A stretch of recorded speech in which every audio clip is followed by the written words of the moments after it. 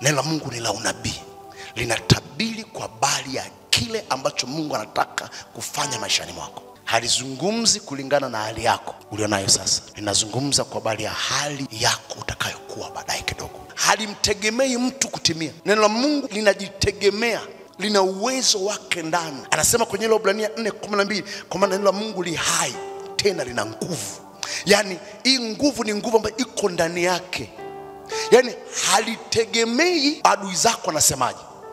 Leo kuna maadui wanasema hautafanikiwa, neno la Mungu halitegemei wao. Neno la Mungu lina uwezo wa kupita watu, kubypass watu wale wasiokupenda. Halitafuti ushauri wao kwamba eti mnasemaje, tumbariki Grace au tusimbariki. Adui anasema msimbariki huyo, afai. Lakini neno mama haliangalii mawazo yao. Neno la Mungu linaangalia uwezo wake. Halimtegemei mtu, halitegemei system ya dunia.